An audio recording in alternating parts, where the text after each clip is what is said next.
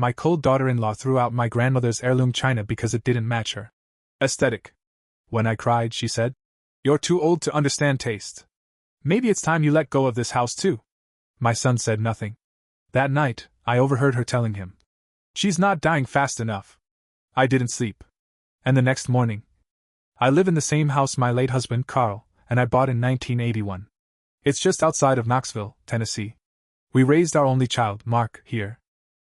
It's a 2-story place with old floors that creak at night, a big kitchen that still smells like cinnamon from years of baking, and a little flower garden out back that I still tend to, bad knees and all.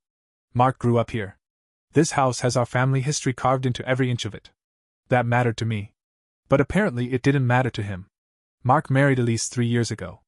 I never had strong feelings about her at first. She was polite, not warm, but I didn't expect her to hug me and call me mom. She was always dressed sharp, always had her nails done, always took phone calls that sounded like business even on Sundays. That was fine. We didn't have to be close, but I expected respect. Common kindness. Turns out that was too much to ask. They moved in with me 8 months ago after Mark lost his job and Elise said she was taking a career break. I opened the door without hesitation. I told them to take their time. I wanted to help them get back on their feet. But from the moment Elise walked in with her suitcases and overpriced throw pillows, she acted like the house disgusted her. She wrinkled her nose at the floral wallpaper. Said things like, "This place needs a total gut." She didn't ask. She didn't suggest. She told me. First it was small things. New light fixtures. Changed out the curtains I made by hand. Got rid of the bathroom rug because it was Brandmacor. Then the plants I had in the sunroom disappeared. She said she rehomed them because they were collecting dust. Mark stayed quiet. Always quiet. That's when I knew something wasn't right. My son used to stand up for me, for anything he believed in. But now, he just looked at the floor while his wife did whatever she wanted. Then came the final straw. I went out to the grocery store one Thursday morning. Just wanted to pick up a few things. I remember because I grabbed a pie crust to make Mark his favorite, apple with cinnamon crumble. I came home and Elise was in the kitchen with a trash bag, cleaning up. I said hi. She didn't look up. Then I saw what was in the trash. Broken white and blue porcelain. My heart dropped. It was the china. My grandmother's china. The one she smuggled out of Poland in the lining of her coat during the war. A full set. Plates, saucers, teacups, the sugar bowl with the little floral top. The same one I brought out every Christmas. The same one Mark used to eat cookies off of when he was little. I couldn't speak. I just looked at her. She shrugged. It didn't match the aesthetic I'm going for. I felt hot all over. Like something ripped inside me. That belonged to my grandmother. I said. Yeah, and now it's gone. She said without even blinking. Honestly, you should have thrown it out years ago. It's ugly. It screams old lady. I felt my knees shake. I started crying. That's when she said it. You're too old to understand taste. Maybe it's time you let go of this house too. She walked right past me. Mark came in minutes later. I thought maybe, just maybe, he'd say something. Anything. He didn't. He looked embarrassed, maybe. But he didn't speak. Just kissed Elise on the cheek and walked upstairs. I went to my room. Closed the door. Sat on the edge of my bed and stared at nothing. That china was one of the only physical things left from my family before they came to America. And she tossed it like garbage. I cried for hours. Around 2 a.m., I was still awake. That's when I heard them talking. The walls in this house have always been thin. I heard Elise laugh. She's not dying fast enough.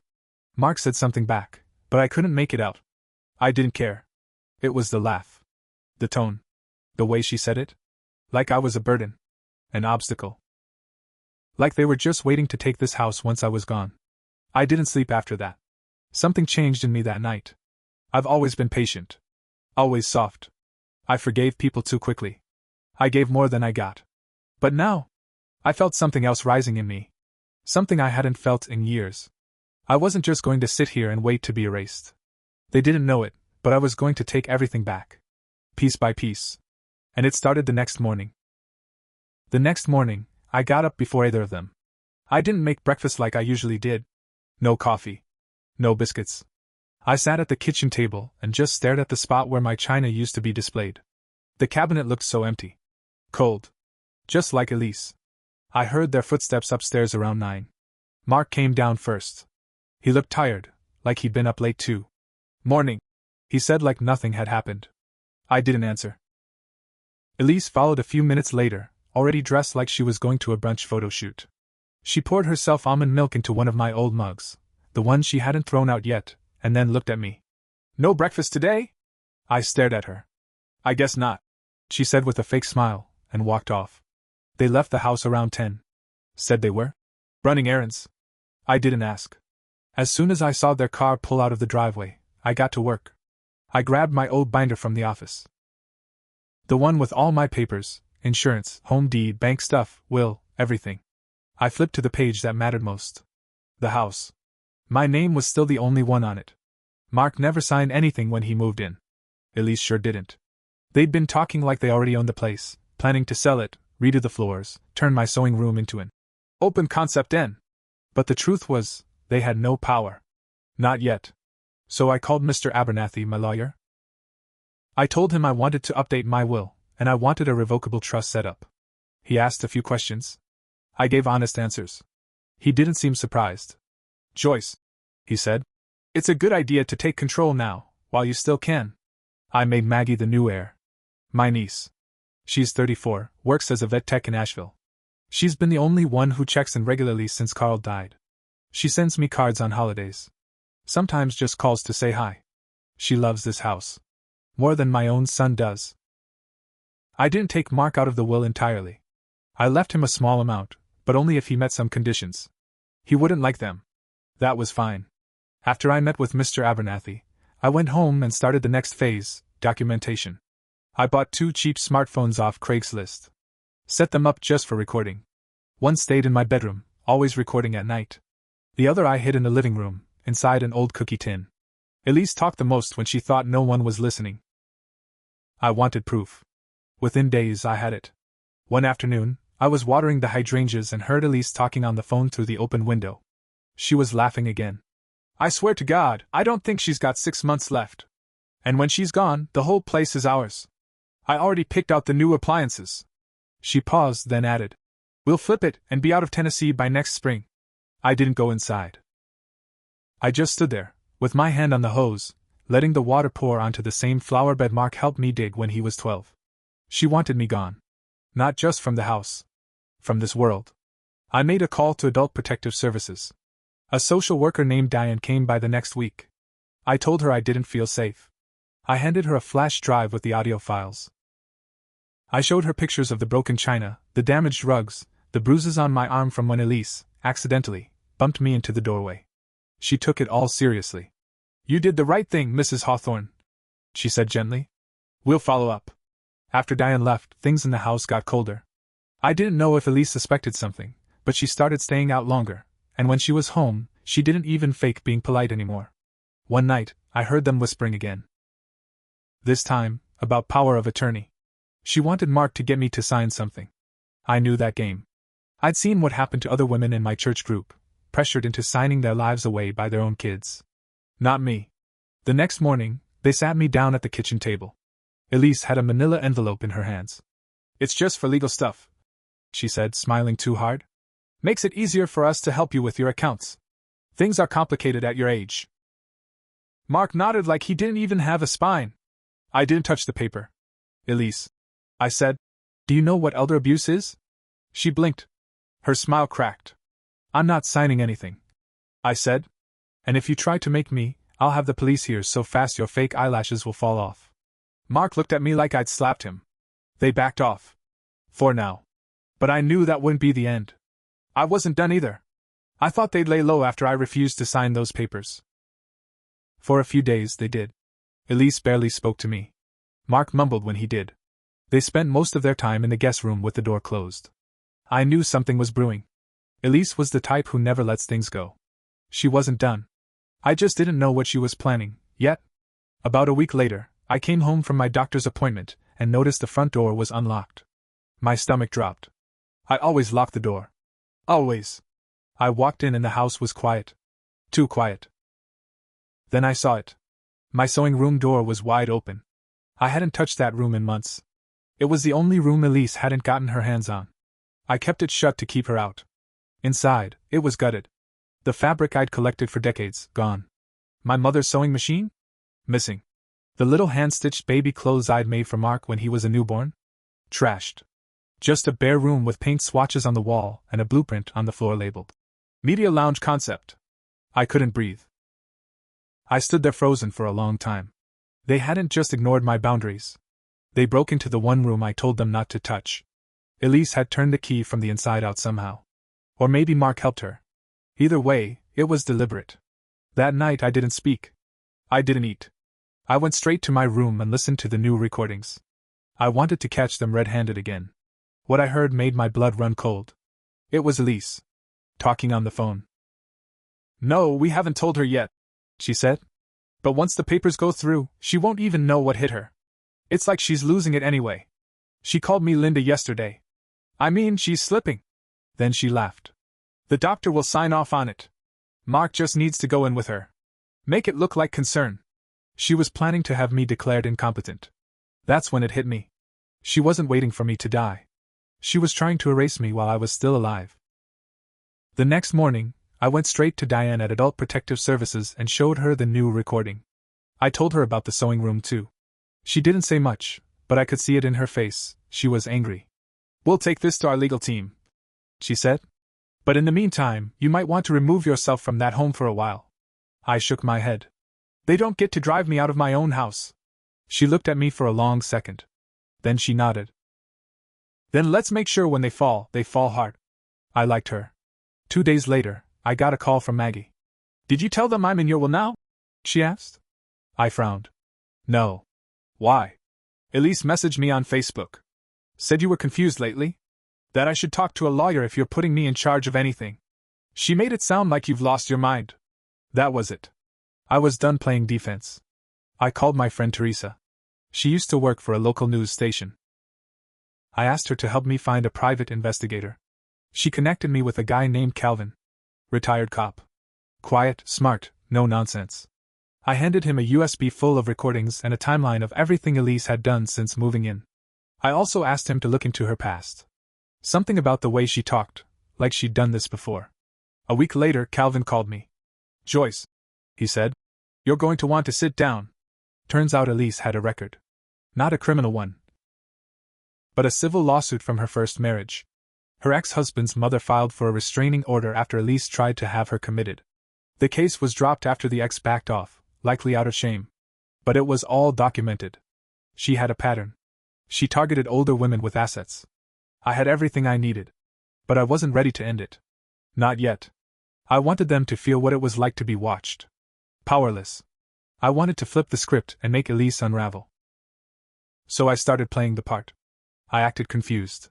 Left burners on for a few minutes and forgot I'd done it. Missed obvious things in conversations.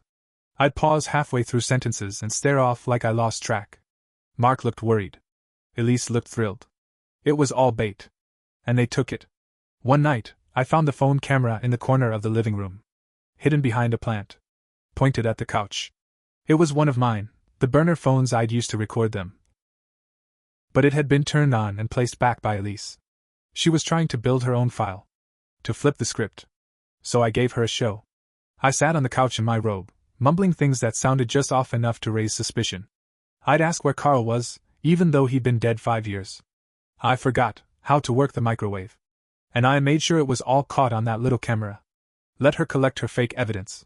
She didn't know I had a second phone in the hallway. Recording her watching me and whispering to Mark. "She's practically halfway in the ground. We'll be on the deed by summer." I wanted her to believe she was winning.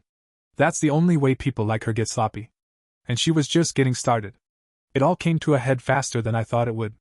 One morning in April, I woke up to the sound of Elise on the phone. Her voice was louder than usual, confident. "She's finally slipping bad," she said. "Mark's taking her to the doctor this Friday. He's gonna tell them she's been forgetting names, places, burning food, all of it. The doctor'll sign off. After that, we file for power of attorney." She paused, then added, "Once we get that, we can start the transfer paperwork. The house goes in our name, and we move forward with the remodel. She'll never see it coming." She was right about one thing. I saw it all coming. I recorded that conversation, like all the others. Sent it to Diane at Adult Protective Services. Sent a copy to Kelvin too, my PI. But this time, I took it one step further. I called Maggie. Asked her to drive in that Friday and meet me at Mr. Abernathy's office. I told her to dress nice and be early. Then I called Mr. Abernathy and set the final trap. Friday morning came. Mark asked if I was ready for my appointment. I played dumb. I acted nervous, like a frail old woman. Shaking hands. Quiet voice. He was kind to me, for the first time in months.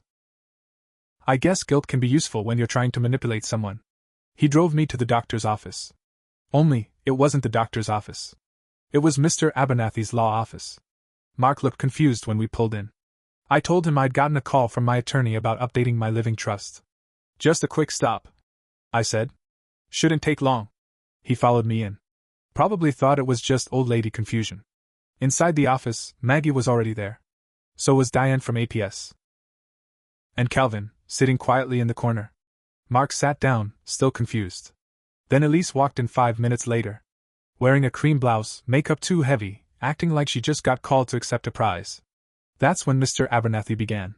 I've gathered you all here because of serious allegations brought to my attention regarding elder exploitation, potential fraud, and emotional abuse. Mark looked stunned. Elise laughed. What is this? Some joke? No joke, Mr. Abernathy said. Joyce has provided us with weeks of audio recordings, photographs, and documentation, including several recorded conversations between you two, detailing plans to obtain power of attorney under false pretenses. She went pale. Then I spoke. Clear, strong. I heard what you said. Every word. About me dying. About taking this house. About faking my memory loss. Elise stood up. You can't prove anything. Calvin quietly placed a flash drive on the table. Everything you said was caught on tape. Including your plan to have a doctor falsely sign off on her mental state. Mr. Abernathy added. Not only is this a clear case of elder exploitation, but fraud, coercion, and possible conspiracy to defraud under Tennessee law. Mark finally spoke. Mom, I didn't save it, I said. You stood by. You let her throw out the china. You let her tear apart the sewing room. You stood there while she laughed about waiting for me to die. You didn't stop her. You didn't protect me. You were supposed to protect me. His mouth opened, then closed. No words. By the end of the meeting, Elise was served a no-contact restraining order. Diane handed Mark an official letter stating he was under APS investigation. Mr. Abernathy handed them both copies of the updated trust and will. The house belonged fully to me now and would pass only to Maggie upon my death. Mark's inheritance was reduced to $1. $1. A symbolic punishment written in legal ink. I pressed charges. Elise was later arrested for attempted fraud and conspiracy. She tried to plea out of it, but the evidence was too strong. She got 2 years probation and a permanent mark on her record. And Mark? He tried to apologize. Called me crying one night. Mom, I didn't know what to do. I didn't know how to stop her. You stop her by speaking up, I said. By choosing right over easy. I raised you better. He begged me to let him stay in the house until he could figure things out. I told him no. You already chose your home, I said. It's not here. They moved out the next week. Elise screamed and slammed the car door as she drove away. Mark didn't say goodbye. Maggie moved in a month later. Not permanently, just part-time, to help with repairs. We patched the sewing room. Replaced the carpet. We even found an antique dealer who helped me replace some of the china that Elise destroyed. Not the same, but close. One day, Maggie asked me why I didn't forgive Mark. I told her this. Some wounds don't heal with time. They heal with distance. Now the house is quiet again. But peaceful this time. I sit by the window most mornings with my tea. The hydrangeas are blooming. The sewing room has a new machine. The air feels clean. I'm not the same woman I was when they moved in. I'm stronger now. Older, yes. But not forgotten. Not weak. Not dead. And I learned that when people try to erase you, the best revenge is to write yourself back in. Louder, smarter, and sharper than before. And make sure they're erased instead.